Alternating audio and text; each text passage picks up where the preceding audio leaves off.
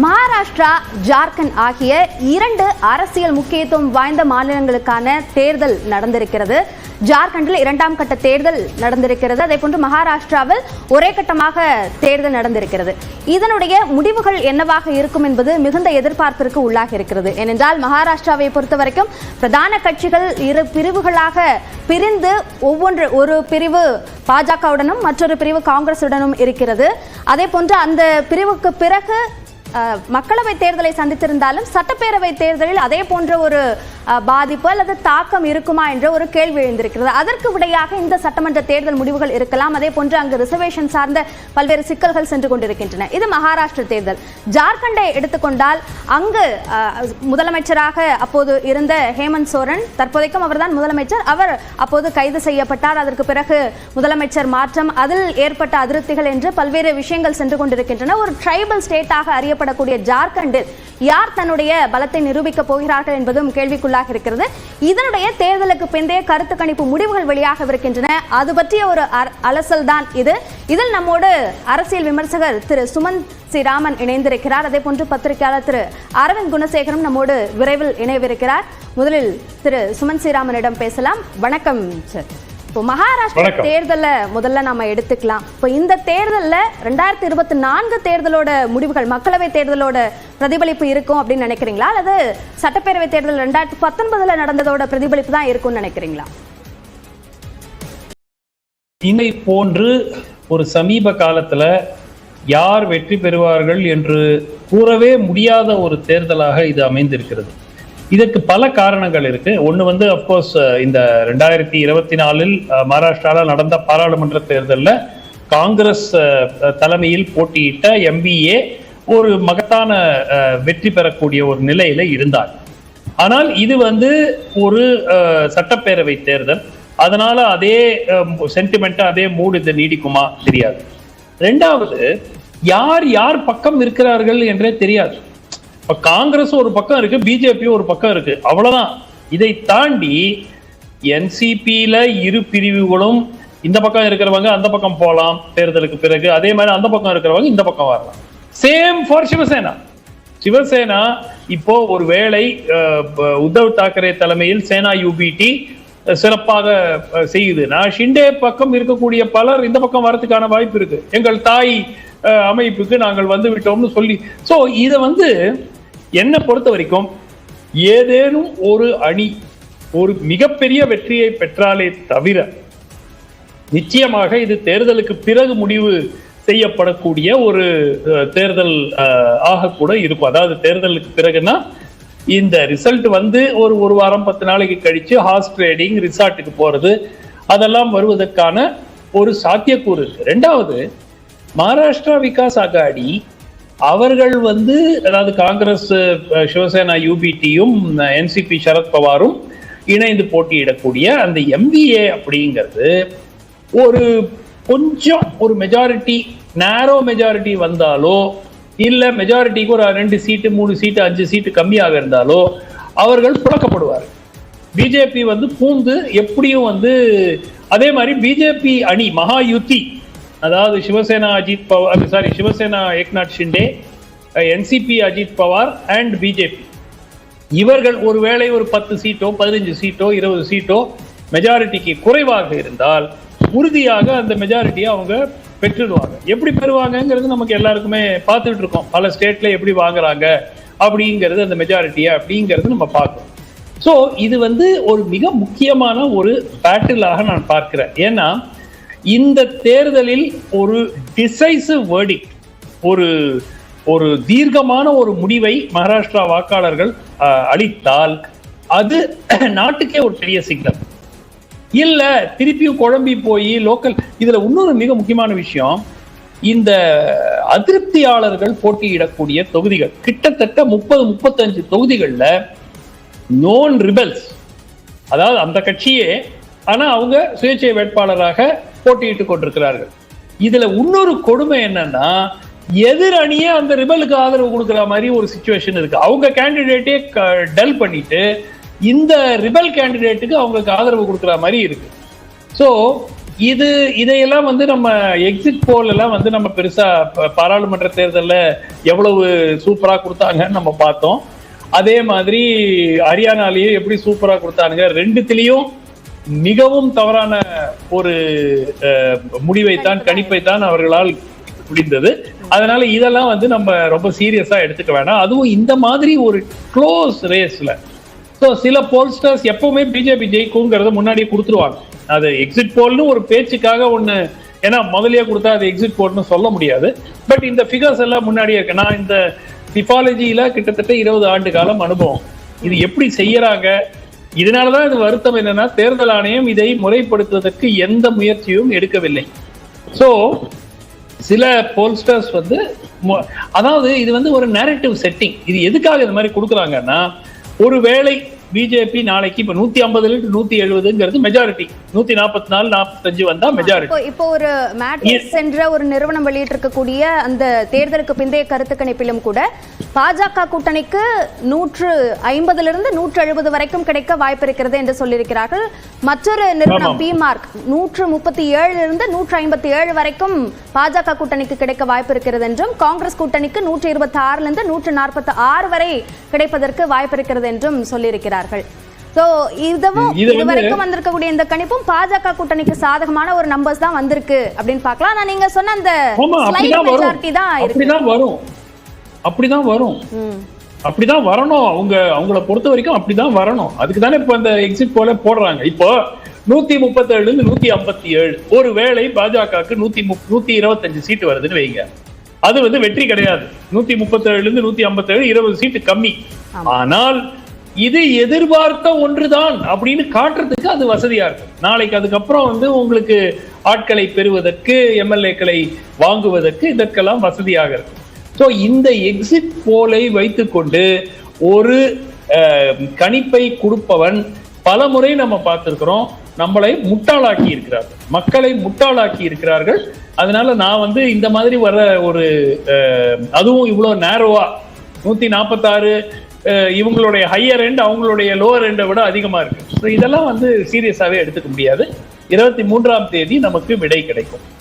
இன்னொரு சந்தேகம் என்னன்னா, இப்போ காங்கிரஸ் கூட்டணி இந்த லோக்சபா தேர்தல்ல அந்த பாஜக கூட்டணியை விட அதிகமான இடங்கள்ல வெற்றி பெற்றிருக்காங்க. கிட்டத்தட்ட அவங்க 17, பாஜக கூட்டணி காங்கிரஸ் கூட்டணி 30 இடங்கள்ல மக்களவை தொகுதிகளா பார்க்கும்போது வெற்றி பெற்றிருக்காங்க.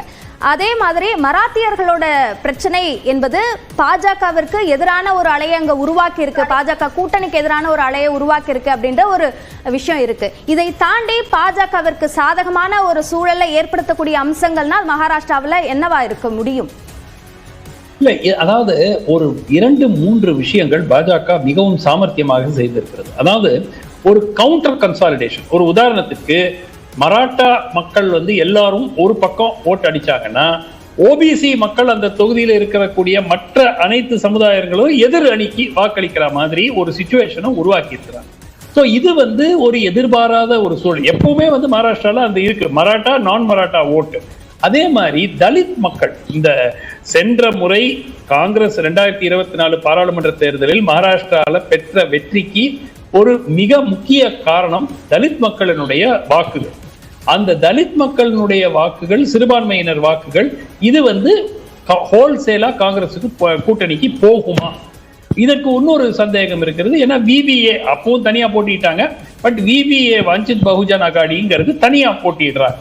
அவங்கதான் இந்த வினோத் தாவ்டே அந்த 5 கோடி கைப்பற்றப்பட்டதாக கூறப்படும் அந்த சம்பவத்துல அந்த விபிஏ உடைய ஆட்கள் தான் போய் அந்த பணத்தை பிடிச்சிருக்காங்க. சோ விபிஏ தனித்து போட்டியிடுகிறாங்க. Republican party of India, Ramdas Athawale, அவங்க பாஜகவினுடைய கூட்டணியினுடைய ஒரு அங்கமாக இருக்கிறாங்க. சோ தலித் ஓட்டை பிரிப்பதற்கு முயற்சிகள் எடுக்கப்படுகின்றன. சோ அது வெற்றி பெறுமா? ஒன்று. மராட்டா ஓட்டு எந்த பக்கம் போகும்? அந்த பக்கம் போனால் அது இப்போ தமிழ்நாட்டில் என்னாச்சு, வன்னியர் சமுதாயத்தை சேர்ந்த மக்கள் எல்லாருமே ஒரு பக்கம் ஓட்டு போடும்போது அதே தொகுதியில் இருக்கக்கூடிய வன்னியர் அல்லாத மக்கள் எல்லாரும் ஒன்று சேர்ந்து எதிரணிக்கு ஓட்டு போட்டாங்க. அதை நம்ம பார்த்தோம் 2021ஆம் ஆண்டு சட்டப்பேரவை தேர்தலில் பார்த்தோம், அதுக்கு பிறகும் பார்த்திருக்கோம். ஸோ அந்த மாதிரி ஒரு கவுண்டர் போலரைசேஷனை பாஜக உருவாக்க முயற்சிக்கிறார்கள். சில தொகுதிகளில் வெற்றியும் பெற்றிருக்கிறார்கள். ஆனால் எனக்கு இந்த சீட் ஷேரை விட ஓட் ஷேர் என்ன சொல்றாங்க அப்படிங்கிறது தான் நம்ம பார்க்கறதுக்கு சுவாரஸ்யமா இருக்கும். ஏன்னா ஓரளவுக்கு நியாயமாக இந்த ஒப்பீனியன் போல் எக்ஸிட் போல் எல்லாம் செய்தார்கள் என்றால் ஓட் ஷேரை ஓரளவுக்கு கணிக்கக்கூடிய ஒரு வாய்ப்பு இருக்கிறது. இந்த சீட் ஷேருங்கிறது நீங்க ஒண்ணு சொல்லலாம், நான் ஒண்ணு சொல்லலாம், அதே ஓட் ஷேரை வச்சுக்கிட்டு. பட் அந்த ஓட் ஷேர் என்னன்னு நமக்கு அவங்க காட்டினாங்கன்னா நல்லா இருக்கும்.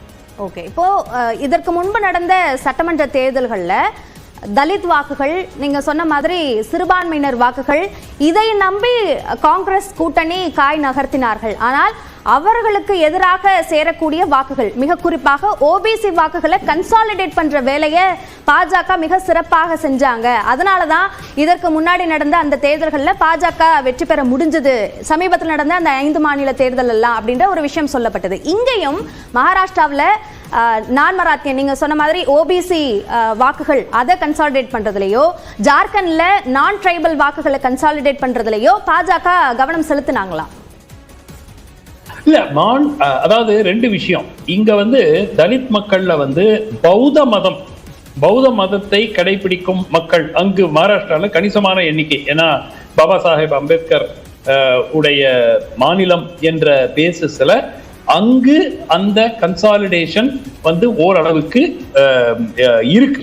அதனால தலித் மக்களிடையே ஒரு பிளவு இருக்கு.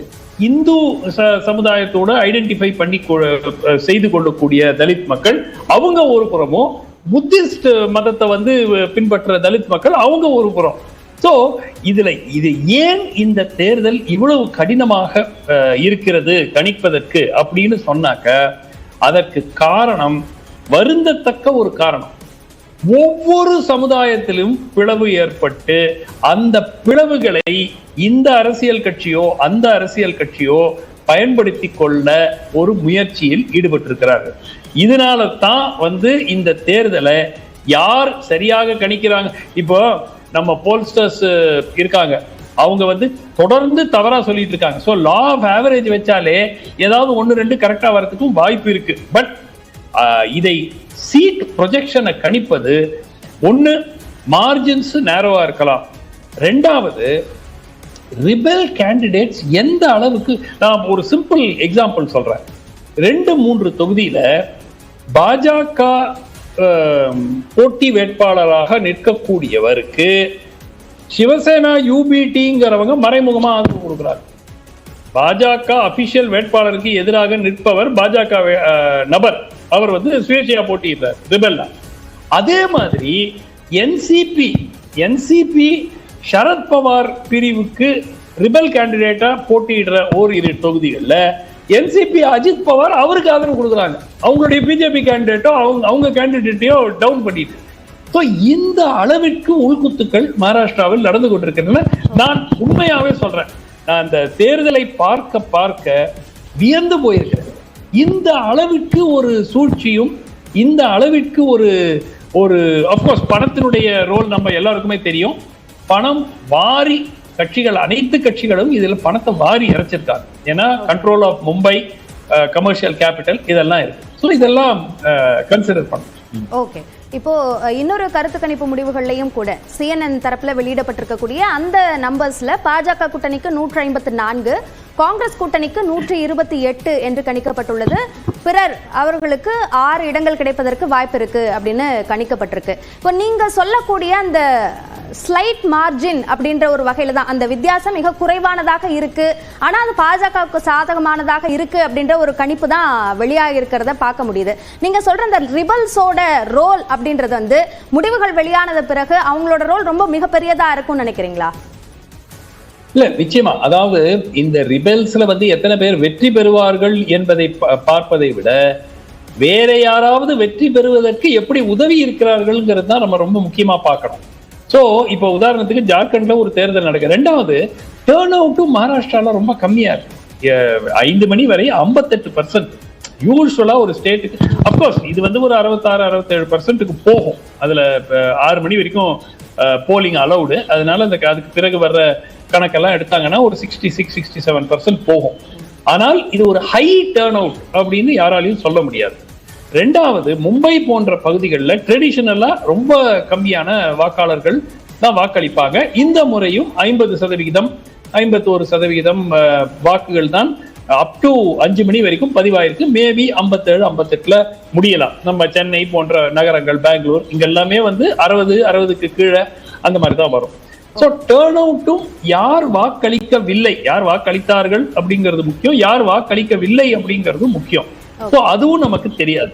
சோ இதை எல்லாமே இந்த நான் பிஞ்ச் ஆஃப் சால்ட்ங்கிறத விட ஒரு பெரிய சால்ட் மூட்டையோட இந்த நம்பர்ஸ் எல்லாத்தையும் நம்ம எடுத்துக்கணும். ஓகே, இப்போ ஜார்க்கண்டோட அந்த தேர்தலுக்கு பிந்தைய கருத்து கணிப்பு சார்ந்த CNN News 18 அந்த எண்ணிக்கையும் வெளியாக இருக்கு. அதன்படி பார்க்கும்போது பாஜக கூட்டணிக்கு சாதகமான ஒரு எண்ணிக்கை தான் வந்திருக்கு. பாஜக கூட்டணிக்கு 47 இடங்களும், காங்கிரஸ் கூட்டணிக்கு 30 இடங்களும், பிறருக்கு 4 இடங்களும் கிடைக்க வாய்ப்புள்ளதாக சொல்லப்பட்டிருக்கிறது. பத்திரிகையாளர் திரு அரவிந்த் குணசேகரம் நம்மோடு அரங்கில் இணைந்திருக்கிறார். வணக்கம் அரவிந்த். இப்போ அந்த தேர்தலுக்கு பிந்தைய கருத்து கணிப்பு முடிவுகள் 2 மாநிலங்கள்லயுமே பாஜக கூட்டணிக்கு சாதகமான சூழல் இருப்பது போன்ற ஒரு எண்ணிக்கை தான் இருக்கு. மகாராஷ்டிராவில் அந்த டிஃபரன்ஸ் ரொம்ப கம்மியா இருக்கிறத பார்க்க முடியுது. உங்களோட ஒப்பீனியன் என்ன இது? பொதுவாக இப்போ சமீப காலமாக வந்த எல்லா எக்ஸிட் போல்ஸுமே ஒரு ஹெல்த் வார்னிங்கோட தான் நம்ம எடுத்துக்கணும். எந்த எக்ஸிட் போல்ஸுமே கரெக்டாக வந்தது கிடையாது. So with that health warning என்னன்னா, அங்கே இருக்கிற மகாராஷ்டிராவில் இருக்கிற பத்திரிகையாளர்கள்ட்ட பேசும்போது என்ன சொல்கிறாங்கன்னா, இந்த அளவுக்கு ஒரு டைட்டாக இருக்காது அப்படிங்கிறது தான் எங்களோட இது. இப்போ பார்த்தீங்கன்னா ரொம்ப க்ளோஸ் கால் மாதிரி எல்லா எக்ஸிட் போலும் வந்திருக்கு. அப்படி இருக்காது, ஒரு கம்ஃபர்டபுளான கவர்மெண்ட் எந்த இதாக இருந்தாலும், என்டிஏவாக இருந்தாலும் சரி, மகா விகாஸ் அகாடி அதாவது இந்தியாவாக இருந்தாலும் சரி, எதிர்கட்சியாக இருந்தாலும் சரி, அல்லது பாஜக தலைமையிலான மகா யுக்தியாக இருந்தால் சரி, கம்ஃபர்டபுளாக ஆட்சி அமைப்பாங்கன்னு தான் தெரியுது. இதில் நம்ம என்ன பார்க்கணும்னா, இதுக்கு முன்னாடி சுமந்த் ராமன் சொல்லும்போது சொன்னார், போலிங் பர்சன்டேஜை பற்றி பேசும்போது நம்ம 5 o'clock வரைக்கும் அந்த போல் பர்சன்டேஜ் பார்த்தீங்கன்னா ஆல்மோஸ்ட் 58.22%. இதே நீங்கள் 2019 அசம்பிளி எலெக்ஷனில் பார்த்தீங்கன்னா 55 தான் இருந்துச்சு. ஸோ 2019 கம்பேர் பண்ணும்போது 2024 இப்போ இருக்க அசம்பிளி எலெக்ஷனில் போலிங் பர்சன்டேஜ் அதிகமாக தான் இருக்குது. ஆல்மோஸ்ட் 3% இன்க்ரீஸ் ஆயிருக்கு. ஜென்ரல் எலெக்ஷனை கம்பேர் பண்ணும்போது கூட, இதே தொகுதியில் கம்பேர் பண்ணும்போது கூட இப்போ போலிங் பர்சன்டேஜ் அதிகமாக தான் இருக்குது. ஸோ மோரார்லெஸ் இது ஒரு போலிங் பர்சன்டேஜ் அதிகமாக தான் இருக்குது. அட்லீஸ்ட் 4% to 5% இன்க்ரீஸ் ஆகும் தான் எதிர்பார்க்குறாங்க compare to previous election. So polling அதிகமாக இருக்குது அப்படின்னா ஒரு ஆன்டி இன்கம்பன்சிக்கான ஒரு மெசேஜான்னு பார்த்தா அது கிரவுண்டில் அந்த அளவுக்கு இருக்கிற மாதிரி நமக்கு தெரியல. ஸோ 3 இடங்கள் தான் இப்போ இந்தியா கூட்டணி ஜெயிக்கணும்னா 3 ரீஜன் தான் இந்தியா கூட்டணி ஜெயிக்க வைக்க முடியும். ஒன்று விதர்பா, காங்கிரஸ் இங்கே ரொம்ப ஸ்ட்ராங்காக இருக்கும். ரெண்டாவது மராத்வாடா ரீஜன், சிவசேனா, மும்பை ப்ளஸ் மராத்வாடாங்கிறது சிவசேனாவோட கோட்டையாக பார்க்கப்படுது. மூன்றாவது வெஸ்டர்ன் மகாராஷ்டிரா, சரத் பவார் ஸ்ட்ராங்காக இருக்கக்கூடிய ரீஜன். இந்த 3 இடங்கள் தான், விதர்பா, மராத்வாடா, வெஸ்டர்ன் மகாராஷ்டிரா. இந்த 3 இடங்களில் எப்படி இந்தியா கூட்டணி செயல்பட போதோ இந்த 3 இடங்கள் தான் தீர்மானிக்க போகுது.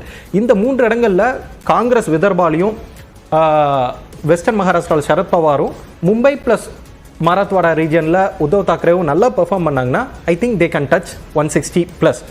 ஆனால் அதே பிஜேபி நீங்கள் கம்பேர் பண்ணும்போது பிஜேபிக்கு இதே மாதிரி 3 ஸ்ட்ராங்கான ஏரியா இருக்குது. நார்தன் மகாராஷ்டிரா பிஜேபிக்கு ஸ்ட்ராங்காக இருக்குது. கொங்கன் ரீஜன் கம்ப்ளீட்டாக கொங்கன் ரீஜனை கம்ப்ளீட் க்ளீன் ஸ்வீப் பண்ணுவாங்க பிஜேபி. ஏன்னா அங்கே எதிர்க்கட்சிகள் பெருசாக கேம்பெயின் கூட பண்ணல. நான் கொங்கன் ரீஜன் எனக்குமே பிஜேபியோட ஸ்ட்ராங் ஹோல்ட். ஸோ இந்த 2ம் பிஜேபிக்கு சாதகமாக இருக்குது. அதே போல் மும்பை ஈக்குவலாக டிஸ்ட்ரிபியூட் ஆகும் பார்க்க. ஸோ அங்கே 3 இடங்கள், இந்த 3 இடங்கள் தான் இருக்குது. ஸோ ஃபீல்ட் ஜேர்னலிஸ்ட் நம்ம பேசின ஆட்கள்கிட்ட மாதிரினா ஒரு கம்ஃபர்டபுளான கவர்மெண்ட் ஃபார்ம் ஆகும். Slight edge to India alliance அப்படிங்கிறத நம்ம கேள்விப்படுறோம். கம்ப்ளீட்டாக ஆப்போசிட்டாக இருக்குது. இங்கே வர எக்ஸிட் போலுக்கும் நான் சொல்கிறது கம்ப்ளீட்டாக ஆப்போசிட்டாக இருக்குது. நான் சொல்கிறது கரெக்டாக இருக்க, மேபி நான் சொல்கிறது தப்பாக இருக்கலாம், இல்லை எக்ஸிட் போல் தப்பாக இருக்கலாம். பட் நான் சொன்னது இந்த அண்டர்ஸ்டாண்டிங் ரொம்ப க்ளீனாக இருக்குது. இந்தியா அலைன்ஸ் ஜெயிக்கணும்னா இந்த 3 ரீஜன், இந்த 3 ரீஜனில் இந்தியா அலைன்ஸ் எப்படி செயல்படுது, ப்ளஸ் அல்லது பாஜக இந்த 2 ரீஜனில் எப்படி செயல்பட போகிறது தான். இதில் ஒன்று கிளியராக தெரியுது, பிஜேபி அந்த கூட்டணியில் ஸ்ட்ராங் பெர்ஃபார்மன்ஸாக இருக்க போது, இந்தியா கூட்டணியில் சரத் பவார் ஸ்ட்ராங் பெர்ஃபார்மன்ஸாக இருக்க. லோக்சபா தேர்தல் அந்த அம்சத்தோட பிரதிபலிப்பு தான் இந்த சட்டப்பேரவை தேர்தலில் இருக்கும் என்ற அடிப்படையில் காங்கிரஸ்க்கு அந்த எட்ஜ் கிடைக்கும் அப்படின்னு சொல்றீங்களா? அதற்கு முன்பாக ஜார்க்கண்டோட அந்த நம்பரை ஒரு முறை நம்ம பார்த்துட்டு வந்துடலாம். CNN News 18 அந்த தேர்தலுக்கு பிந்தைய கருத்து கணிப்பின்படி பாஜக கூட்டணிக்கு 44 அதாவது 47 இடங்கள் கிடைக்கிறதுக்கு வாய்ப்பு இருக்கு. காங்கிரஸ் கூட்டணிக்கு 30 இடங்கள் கிடைக்கிறதுக்கு வாய்ப்பு இருக்குன்னு சொல்லப்பட்டிருக்கு. அதே மாதிரி பீப்புள்ஸ் பல்ஸ் அப்படின்ற அந்த அமைப்பு வெளியிட்டிருக்கக்கூடிய அந்த கருத்து கணிப்புகளின்படி பாஜக கூட்டணிக்கு 44 53 வரைக்குமான இடங்கள் கிடைக்கிறதுக்கு வாய்ப்பு இருக்கிறது என்றும், காங்கிரஸ் கூட்டணிக்கு 25 37 வரைக்கும் இடங்கள் கிடைப்பதற்கு வாய்ப்பு இருக்கிறது என்றும் கணிக்கப்பட்டுள்ளது. மற்றவர்களுக்கு 5 9 வரை இடங்கள் கிடைப்பதற்கு வாய்ப்பு இருக்கு அப்படின்றதையும் சொல்லப்பட்டிருக்கு. அந்த எண்ணிக்கையை நாம பார்க்கிறோம். தொடர்ந்து திரு அரவிந்த் குணசேகர். ஜார்க்கண்ட் எடுத்தோம்னா ஜார்க்கண்ட் ஒரு ஒன் சைடட் எலெக்ஷனாக தான் இருக்க போது. பிஜேபி கம்ஃபர்டபுளா கவர்மெண்ட் ஃபார்ம் பண்ணிடுவாங்க. ஜார்க்கண்ட் நம்ம யோசிக்கவே தேவையில்ல. ஏன்னா ஹியூஜ் ஆன்டி இன்கம்பன்சி ஒன்று. ரெண்டாவது ஜார்க்கண்ட் முக்தி மோர்ச்சா கட்சியிலேருந்து ஒரு சில சீனியர் லீடர்ஸ் எல்லாம் இது எடுத்திருக்காங்க, பிஜேபி டிஃபெக்ஷன் ஆகியிருக்காங்க, பிஜேபி பக்கம் போயிருக்காங்க. சம்பை சோரன்லேருந்து ஹேமந்த் சோரன் அரெஸ்ட் ஆகி போகும்போது சம்பை சோரன் தான் சிஎம் ஆக்கிட்டு போகிறாரு. வெளியே வந்தோடனே சம்பை சோரன் ரிபல் பண்ணுறாரு, பிஜேபியில் போய் ஜாயின் பண்ணிட்டார். ஸோ ட்ரைபல் நான் ட்ரைபல் அங்கே 2 ரீஜன் தான், அங்கே 2லையுமே பிஜேபி நல்லா பெர்ஃபார்ம் பண்ணுவாங்கன்னு தான் தோணுது. நமக்கு கலர் நிலவரம் அப்படி தான் இருக்குது. எக்ஸிட் இப்போ வந்து சிஎம் முதலமைச்சர் ஹேமந்த் சோரனுக்கு எதிராக அவர் ஊழல் என்ற ஒரு பிரச்சாரம் பாஜகவால் பெருவாரியாக முன்னெடுக்கப்பட்டது. ஆனால் சென்ட்ரல் ஏஜென்சியை ஆயுதமாக பயன்படுத்தினாங்க அப்படின்றத எதிர் அணியில் இருக்கக்கூடியவங்க, ஜேஎம்எம்ல இருக்கிறவங்களும் சரி, காங்கிரஸ் கூட்டணியில் இருக்கிறவங்களும் முன் வச்சாங்க. இப்போ அது எடுபடலை அப்படின்னு பார்க்கணுமா? அரெஸ்ட் ஆன டைம் லோக்சபா எலெக்ஷனுக்கு கொஞ்ச நாளைக்கு முன்னாடி தான் அவர் அரெஸ்ட் ஆகுறாரு. அந்த டைம்லேயே அந்த சிம்பத்தி வேவ் ஜார்க்கண்ட் முக்தி மோர்ச்சா கிடைக்கல, இந்தியா அலைன்ஸுக்கு ஜார்க்கண்டில் அது கிடைக்கல. ஏன்னா ஜார்க்கண்டை பொறுத்த வரைக்கும் அது நாம் வெளியிலிருந்து எதிர்க்கட்சிகள் பல்வேறு குற்றச்சாட்டை முன்வைத்தாலும் மத்திய விசாரணை அமைப்புகளை தவறாக பயன்படுத்தினார்கள். ஆனால் அங்கே இருக்கிற மக்கள் ஜார்க்கண்ட் முக்தி மோர்ச்சா அந்த அரசாங்கத்தின் மீது ஒரு அதிருப்தியில் இருந்தது தான் நம்ம பார்லிமெண்ட் எலெக்ஷன்லேயே பார்க்க முடிச்சு. அரஸ்டான கொஞ்ச நாள் நடந்த பார்லிமெண்ட் எலெக்ஷன்லேயே பார்க்க முடிச்சு. அது கம்ப்ளீட்டாக சிம்பத்தி வேவாக வரக்கான வாய்ப்பு இருப்பதாக நமக்கு தெரியல. ரெண்டாவது, காங்கிரஸ் ஜார்க்கண்ட்ல ரொம்ப ஒரு புவரா பெர்ஃபார்ம் பண்ணுவாங்கன்னு தான் தோணுது. ஸோ ஆனால் ஜார்க்கண்ட் வந்து ஜேஎம்எம் வர்சஸ் பாஜக என்ற அடிப்படையில் தான் இருந்திருக்கு இல்லையா? இருந்திருக்கு. பட் இந்த டைம் வந்து காங்கிரஸ் பிளஸ் ஆர்ஜேடி லெஃப்ட் எல்லாம் சேர்ந்து ஒரு கூட்டணி அமைச்சிருந்தாலும் அட்வான்டேஜ் டு பிஜேபி என்னன்னா, பிஜேபி சத்தீஸ்கர் மாதிரி தாங்க. சத்தீஸ்கர் எப்படி ட்ரைபல் நான் ட்ரைபல் ரெண்டையும் எவ்வளோ அழகாக பேலன்ஸ் பண்ணிட்டு கொண்டு போனாங்களோ பிஜேபி, அதே மாதிரி தான் ஜார்க்கண்ட்லையும் பண்ணியிருக்காங்கன்னு தோணுது. ஜார்க்கண்டை பொறுத்த வரைக்கும் இந்தியா அலைன்ஸ் முழுவதுமாக ட்ரைபல் சீட்ஸை மட்டும் தான் ஃபோக்கஸ் பண்ண மாதிரி தெரியுது. பட் அதை அழகாக பிஜேபி பேலன்ஸ் பண்ணிட்டாங்கன்னு தான் தோணுது. So Jharkhand we can give it for sure. அதில் எந்த ஒரு நம்ம சந்தேகப்படுறதுக்கு வாய்ப்பு இல்லை. ஒரு ஒன் சைடட் ரிசல்ட்டாக தான் இருக்க போகுது. மகாராஷ்டிரா தான் இப்போ வந்து கம்ஃபர்டபுளாக நம்ம கல நிலவரம் கம்ஃபர்டபுளாக இருக்குங்கிறது தான் இந்த கட்சியில் இந்தியா கூட்டணியிலன்னு சொல்கிறாங்க. பிஜேபி பொறுத்த வரைக்கும் நாங்கள் 170 வரைக்கும் டச் பண்ணுவோம் அப்படிங்கிறாங்க. At end of the day Saturday வரைக்கும் வெயிட் பண்ணுறோம். அப்போ மகாராஷ்டிராவில் எது டிசைடிங் ஃபேக்டர்ஸாக இருந்திருக்கும் அப்படின்னு நினைக்கிறீங்க? ஏன்னா மராத்தியர் பிரச்சனை ஒரு பக்கம் சொல்லப்பட்டது, வேலைவாய்ப்பு சார்ந்த விஷயங்கள் பெரிதாக முன்னெடுக்கப்பட்டது, இது எல்லாமுமே லோக்சபா தேர்தல்லையும் பேசப்பட்டது. ஆனால் அப்படி மகாராஷ்டிராக்குள்ள பாஜகவுக்கு எதிரான ஒரு விஷயமா அது இருந்திருக்கலாம்.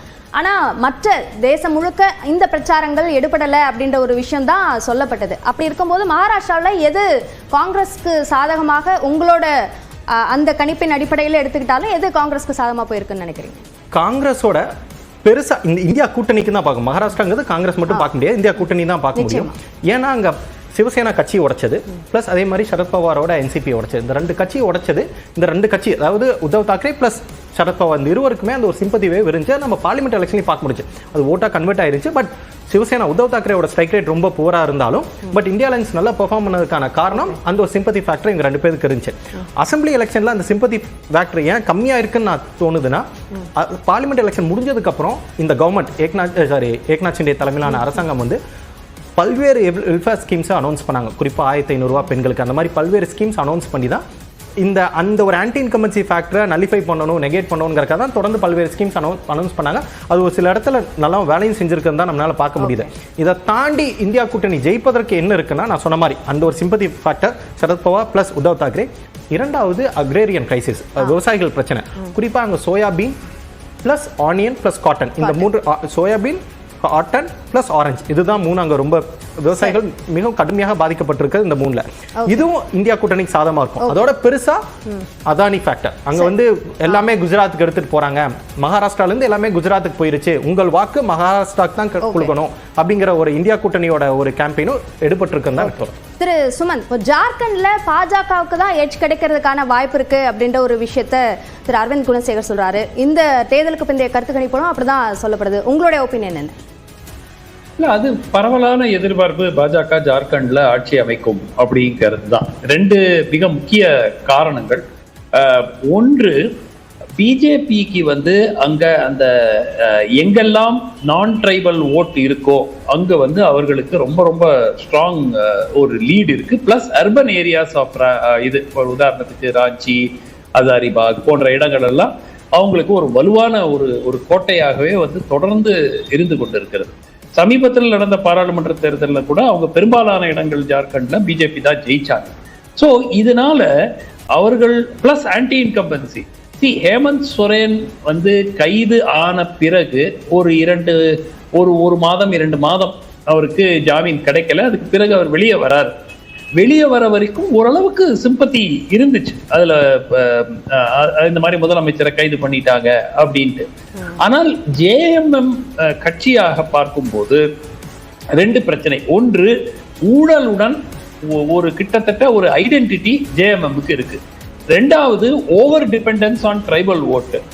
மூணாவது, அரவிந்த் சொன்னது போல காங்கிரஸ் தொடர்ந்து பலவீனமாகிக் கொண்டே இருக்கிறது. பலவீனமாகிக் கொண்டிருக்கிற பல இடங்களில் ஜார்க்கண்டும் ஒன்று.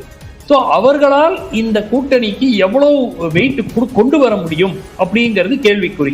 அப்கோர்ஸ் ஆர்ஜேடி லெஃப்ட் எல்லாம் எக்ஸப்ட் சில பாக்கெட்ஸ்ல they are not major players in Jharkhand. ஓரளவுக்கு அவர்களுக்கு சில தொகுதிகளில் ஒரு செல்வாக்கு இருக்கிறதே தவிர அவர்கள் காங்கிரஸ் மாதிரியோ பிஜேபி மாதிரியோ ஜேஎம்எம் மாதிரியோ மேஜர் பிளேயர்ஸ் இன் ஜார்க்கண்ட் கிடையாது. பட் அதன் காரணமாக என்னை பொறுத்த வரைக்கும் இந்த முடிவு வரக்கூடிய வாய்ப்பு, இப்போ இந்த கருத்து கணிப்புகள் கொடுக்கக்கூடிய முடிவு ஜார்க்கண்டில் வரக்கூடிய வாய்ப்பு நிச்சயமாக இருக்கிறது. ஆனால் அகெயின் நம்ம சொல்ற மாதிரி Jharkhand is also difficult state to predict. ஏன்னா சம்டைம்ஸ் மார்ஜின்ஸ் குறைந்த அளவுல மார்ஜின்ஸ் இருக்கக்கூடிய இடங்களும் இருக்கு. ட்ரைபல் நான் ட்ரைபல் ஓட்ல இந்த போலரைசேஷன் நடக்குதான். இன்னும் ஒரே ஒரு பாயிண்ட், இந்த மகாராஷ்டிரா பத்தி டர்ன் அவுட்டை பத்தி உங்களுக்கு பரவலாக அந்த ஹை டர்ன் அவுட் வந்தா anti incumbency, low turn out வந்தா ப்ரோ இன்கம்பன்சி அப்படிங்கிற தியரி கிட்டத்தட்ட ஒரு கடந்த ஒரு 20 ஆண்டு காலமாகவே அது இட் ஹஸ் பீன் டிஸ்கார்டட். ஏன்னா நிறைய தேர்தலில் ஹை டர்ன் அவுட் வருது, ஆளுங்கட்சி ஜெயிக்குது. அதே மாதிரி பல தேர்தல்களில் லோ டர்ன் அவுட் வருது. இது கிட்டத்தட்ட maybe more or less the same like last time or 1 or 2% more அப்படிங்க பார்க்கும்போது அது இந்த கட்சிக்கு ஆதரவா அந்த கூட்டணிக்கா இந்த கூட்டணிக்கான்னு ப்ரெடிக்ட் பண்றது ரொம்ப ரொம்ப கடினம். அதுதான் ஒரு முக்கியமான பாயிண்ட் மகாராஷ்டிரா. ஓகே, திரு அரவிந்த் குணசேகர், இப்போ மகாராஷ்டிராவில் கூட்டணி கட்சிகளாக ஒன்றாக சேர்ந்து இரு பிரிவினருமே போட்டிடுறாங்க. ஒருவேளை பாஜக கூட்டணி வின் பண்ணுச்சு அப்படின்னா முதலமைச்சர் வேட்பாளர் யார் என்பதுல வர்ற பிரச்சனையை விட காங்கிரஸ் கூட்டணியில அதிகமா இருக்கும் அப்படின்னு சொல்லப்படுது. அது இந்த தேர்தலில் தாக்கத்தை ஏற்படுத்தி இருக்குன்னு பார்க்கலாமா? இல்லைங்க, ஆனால் இப்போ யதார்த்தம் என்னன்னா பாஜக ஜெயிச்சாங்கன்னா அங்கே தான் பிரச்சனை வரக்கான வாய்ப்பு இருக்கிற மாதிரி தெரியுது. காங்கிரஸ்ல இந்தியா கூட்டணிக்கு வரக்கான வாய்ப்பு இல்லைன்னு தான் என்னோட கணிப்பா இருக்கு. ஏன்னா சீட் ஷேரிங் அடிப்படையில் பார்க்கும்போது அதிகமான இடங்கள்ல பாஜக வச்சிருக்காங்க. அதுதான் அங்கே தான் நான் சொல்றேன். பாஜகவோட இன்டர்னல் அவங்க என்ன கணிக்கிறாங்கன்னா 100+ தாங்க, ட்ரிபிள் டிஜிட்டை பாஜக மட்டுமே கிராஸ் பண்ணணும்னு அவங்க சொல்றாங்க. ஸோ 170 இருந்தாலும் almost 100 seats BJP, 40 odd seats Eknath Shinde, 30 odd seats Ajit Pawar, அல்லது 50 ஏக்நாத் ஷிண்டே 20 அஜித் பவார். ஸோ 100 + 50 + 20 தான் 170 இருக்கும். ஸோ 100 seats ஜெயிச்ச பாஜக சிஎம் போஸ்ட்டை ஏக்நாத் ஷிண்டேக்கு விட்டு கொடுப்பாங்களா? ஸோ அங்கே தான் உண்மையாலுமே பிரச்சனை வரும் தான் தோணுது. ஸோ ஆனால் இந்தியா கூட்டணி எடுத்தனா மோரலஸ் இந்தியா கூட்டணி டிசைட் பண்ணிட்டாங்கன்னு தான் தோணுது. உத்தவ் தாக்கரே தான் மீண்டும் ஆட்சி அமைச்சாலும் உத்தவ் தாக்கரே தான் சிஎம்மா இருப்பாருங்கிறது தான் ஒரு அண்டர்ஸ்டாண்டிங்கில் தான் இந்தியா கூட்டணி இந்த எலெக்ஷனை ஃபேஸ் பண்ணாங்கன்னு தான் நமக்கு வர தகவல். ஏன்னா எலெக்ஷனுக்கு முன்னாடியே உத்தவ் தாக்கரேவை சிஎம்மா அனௌன்ஸ் பண்ண சொல்லி உத்தவ் தாக்கரே கேட்குறாரு, காங்கிரஸ் தான் பேசுறாரு. பட் காங்கிரஸ் என்ன சொல்றாங்கன்னா எதிர்கட்சி, அதாவது ஆட்சியில் இருக்கிறவங்களே என்ன அனௌன்ஸ் பண்ணல, நாம அனௌன்ஸ் பண்ண வேண்டாம், எலெக்ஷன் முடிஞ்சதுக்கு அப்புறம் அதே அரேஞ்ச்மெண்ட்ல நம்ம போய்க்கலாம் அப்படிங்கறத காங்கிரஸ் கொடுத்த மெசேஜ் நமக்கு தகவல் பிரகாரம். சோ இந்தியா கூட்டணி பொறுத்த வரைக்கும் சிஎம்ல ஒரு பிரச்சனையா இருக்கு. எல்லா தேர்தல்லையுமே அந்த முதலமைச்சர் வேட்பாளரையோ அல்லது பிரதமர் வேட்பாளரையோ அறிவிக்காம தேர்தல் சந்திக்கிற ஒரு யுக்தியை தானே காங்கிரஸ் பயன்படுத்துறாங்க. இல்லைங்க, இந்த டைம் காங்கிரஸ் ஏன் அறிவிக்கலைனா, ஏன்னா ஹரியானால அறிவிச்சாங்க. ஹரியானால பூபேந்திர ஹூடா தலைமையில தான் எலெக்ஷனை ஃபேஸ் பண்ணாங்க. ஹரியானால அனௌன்ஸ் பண்ணாங்க. மகாராஷ்டிரா அனௌன்ஸ் பண்ணாத ஒரே காரணம் பாஜக கூட்டணி அனௌன்ஸ் பண்ணியிருந்தாங்கன்னா, ஏக்நாத் ஷிண்டே தான் சிஎம் கேண்டிடேட் பாஜக கூட்டணி அனௌன்ஸ் பண்ணியிருந்தாங்கன்னா காங்கிரஸும் சரத்பவாரும் சேர்ந்து உத்தவ் தாக்கரே அனௌன்ஸ் பண்ணியிருப்பாங்க. அவங்களே அனௌன்ஸ் பண்ணாத போது நம்ம அனௌன்ஸ் பண்ண வேண்டாம், வாக்குகள் சிதற வேண்டாங்கிறக்காக தான் அனௌன்ஸ் பண்ணல. பட் இந்தியா கூட்டணி பொறுத்த வரைக்கும் ஆட்சி அமைத்தால் உத்தவ் தாக்கரே தான் சிஎம், அதுல எந்த டவுட் இல்ல. பட் ஆனா நான் முன்னாடி சொன்ன மாதிரி பிஜேபி 50 ஏக்நாத் ஷிண்டே, பிஜேபி 100 ஏக்நாத் ஷிண்டே 50 அஜித் பவார் 20 வரும்போது அப்ப யார் சிஎம்ங்கிறது தான் பிரச்சனை. சரி, இறுதி கருத்து திரு சுமன் ஸ்ரீராமன். முதலமைச்சர் பிரச்சனை அப்படின்றது பெருசாக இருக்குமா? அப்படி இருந்ததுன்னா நீங்க சொல்ற அந்த தேர்தலுக்கு பிந்தைய குழப்பம் பெரிதாகுமா? கிட்டத்தட்ட ஐ கேன் வேஜர் எனிதிங். அடுத்த பாஜக மகாயுதி வெற்றி பெற்றால் முதலமைச்சர் பாஜகவை சேர்ந்தவராகத்தான் இருப்பார். அதுல எந்த விதமான ஒரு சந்தேகமும் எனக்கு இல்லை. திருப்பியும் ஏக்நாத் ஷிண்டேக்கு அவர்கள் வாய்ப்பு கொடுப்பார்கள் என்று என்னை பொறுத்த வரைக்கும் 1% வாய்ப்பு கூட இல்லை. அது அவருக்கும் தெரிந்த ஒரு விஷயம்தான். ஏன்னா அவர் வந்தது ஒரு அப்போ அவர் தேவைப்பட்டார், பாஜகவுக்கு அவர் தேவைப்பட்டார். இன்னைக்கு அவர் ஜூனியர் பார்ட்னர். இந்த கூட்டணியில போட்டியிடுற எண்ணிக்கையாக இருக்கட்டும், வெற்றி பெற போகக்கூடிய எண்ணிக்கையாக இருக்கட்டும், எல்லாத்திலையும் அவர் ஜூனியர் பார்ட்னர். அவரை தூக்கி எதுக்கு சிஎம் ஆக்கணும்? அப்படி ஒரு வேளை பாஜகவுக்கு ஆட்கள் தேவைப்பட்டால் சரத்பவார் என்சிபியிலிருந்து சிலரோ இல்ல உத்தவ் தாக்கரே சிவசேனாலிருந்து சிலரோ அவர்கள் வாங்கிக் கொள்வார்கள். அது ஒன்றும் பெரிய ஒரு பிரச்சனையாக அவர்கள் பார்க்க மாட்டார்கள். அமர்வில் பங்கேற்று கருத்துக்களை பகிர்ந்து கொண்டமைக்கு 2 விருந்தினர்களுக்கும் நன்றி. மீண்டும் மற்றொரு நிகழ்ச்சியில் சந்திக்கலாம். இணைந்திருங்கள் நியூஸ் 18 தமிழ்.